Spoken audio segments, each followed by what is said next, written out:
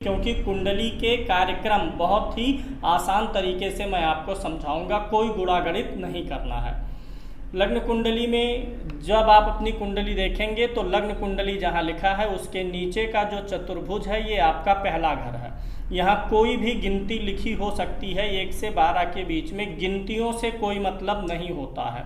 तो जहाँ आपका पहला घर है, पहला चतुर्भुज है, वहाँ से आप कुंडली देखना शुरू करते हैं। तो वैवाहिक जीवन सुखी होगा कि दुखी, इसके लिए मैं पहला सूत्र आपको बता रहा हूँ कि अगर बृहस्पति ग्रह की दृष्टि पड़ती हो विवाह स्थान पर तो वैवाहिक जीवन अच्छा होता है। बृहस्पति महाराज की दृष्टि आपके विवाह स्थान पर पड़ेगी अगर बृहस्पति महाराज 11वें घर में हों, एक तो पहले घर में हों। अगर पहले घर में गुरु हैं तो विवाह स्थान पर दृष्टि पड़ेगी तो आपका जीवन, वैवाहिक जीवन अच्छा रहेगा और जीवन साथी भी अच्छा रहेगा।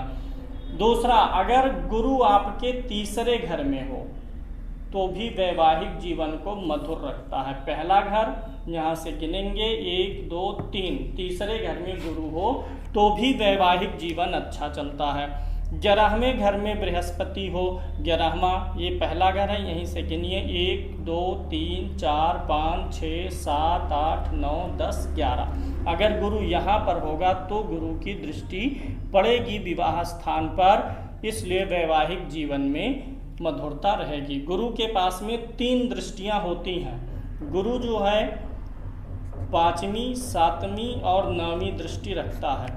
तो लग्न में होगा तो 7वीं दृष्टि से देखेगा, तीसरे घर में होगा तो 5वीं दृष्टि से, और 11वें होगा तो 9वीं दृष्टि यहाँ पर पड़ेगी। जीवन साथी और आपका वैवाहिक जीवन अच्छा होगा। इसके अलावा और भी बहुत सारे योग होते हैं, लेकिन यहाँ पर सिंपल साधारण योग आपको बताता हूँ जो आप आराम से देख सकें। इसके अलावा ऐसा नहीं है कि अगर गुरु इन घरों में नहीं है तो वैवाहिक जीवन अच्छा नहीं होगा। हाँ, अगर गुरु यहाँ पड़ जाए, 6वें घर में गुरु पड़ जाए, लग्न से गिनेंगे पहले घर से 1 2 3 4 5 6, अगर 6वें घर में गुरु पड़ जाए, 8वें में गुरु पड़ जाए और 12वें में गुरु पड़ जाए तो आर्थिक कष्ट देता है। यहाँ से गिनेंगे पहले से तो ये 12वां पड़ेगा। 6वें 8वें 12वें गुरु पड़ेगा तो आर्थिक कष्ट देता है। अब बात करेंगे, अब यहाँ देख लीजिए पहले तीसरे 11वें में गुरु होगा तो अच्छा होगा। अब खराब कब होता है, वैवाहिक जीवन में उपद्रव कब मचेगा, यह देखिए। एक तो आप मांगलिक हो और मंगल का बल कट ना रहा हो तो वैवाहिक जीवन में उपद्रव होगा। पहले घर में, चौथे घर में, 7वें 8वें और 12वें घर में अगर सूर्य और मंगल में से कोई ग्रह लिखा हुआ है, पहले घर में, चौथे घर में, 7वें घर में, 8वें घर में, 12वें घर में अगर सूर्य मंगल लिखे हुए हैं तो पारिवारिक जीवन, वैवाहिक जीवन में उपद्रव रहेगा। अगर मंगल अकेला है या सूर्य अकेला है तो उतना ज़्यादा उपद्रव नहीं होगा, लेकिन अगर दोनों साथ ही पड़ जाएं तो बहुत उपद्रव करेंगे। मान लीजिए यहाँ पर सूर्य या मंगल हैं, दोनों में से कोई एक ग्रह हो तो उपद्रव होगा, दोनों में से 2 के 2 हों तो महा उपद्रव होगा।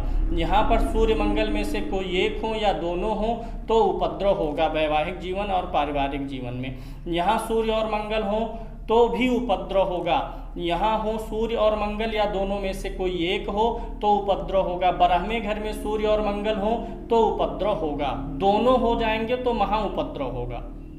अब एक चीज़ और बता दें, अगर मंगल इन घरों में होता है, व्यक्ति मांगलिक हो, तो ऐसा जातक अपने जीवन साथी पर हावी रहता है। अगर पुरुष की कुंडली में मंगल इन घरों में हो तो ऐसा पुरुष अपनी स्त्री पर हाथ उठाता है। मंगल इतना असर करता है कि कभी कभी 2-4 थप्पड़ दिलवाता है। अब मान लीजिए कि इन पहले घर में, चौथे घर में, 7वें 8वें और 12वें घर में, इन घरों में किसी एक घर में सूर्य है और इन्हीं घरों में से किसी एक में मंगल है तो भी उपद्रव होगा। मान लीजिए मंगल इस घर में है, यहाँ पर मंगल लिखा हुआ है और सूर्य चौथे घर में है तो भी महा उपद्रव देगा। क्योंकि ये दोनों गर्म ग्रह हैं, इन स्थानों पर पड़ते हैं तो गर्म ग्रह मतलब तनाव पैदा करते हैं वैवाहिक जीवन में। अगर सूर्य मंगल साथ होंगे, पहले, चौथे, सातवें, आठवें और 12वें घर में साथ होंगे तो उपद्रव, और इन्हीं घरों में अलग अलग होंगे तो भी उपद्रव देंगे। अगर इन्हीं के साथ में गुरु भी होगा तो कुछ शांति हो जाएगी। अब अगर शनि और मंगल एक साथ बैठ जाएं, शनि मंगल 7वें घर में हो जाएं, 8वें घर में हो जाएं और 12वें घर में हो जाएं, दोनों एक साथ हो जाएं, शनि मंगल 7वें घर में, 8वें घर में और 12वें घर में हो जाए तो विवाह में देरी होती है, विवाह देर से होता है। अगर शनि और मंगल साथ में बैठते हैं तो विवाह में देरी होता है, लेकिन मंगल का प्रभाव कम हो जाता है, मांगलिक का प्रभाव, क्योंकि शनि मंगल के प्रभाव को, दोनों एक दूसरे के प्रबल शत्रु हैं, दोनों एक दूसरे के बल का हरण करने लगते हैं। तो ये हो गया।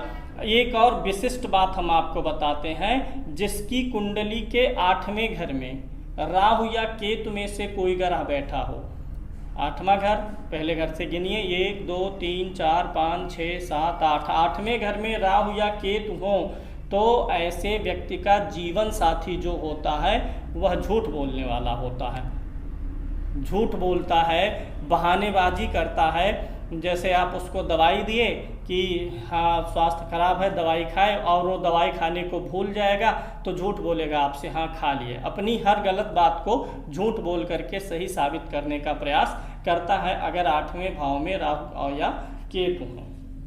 अब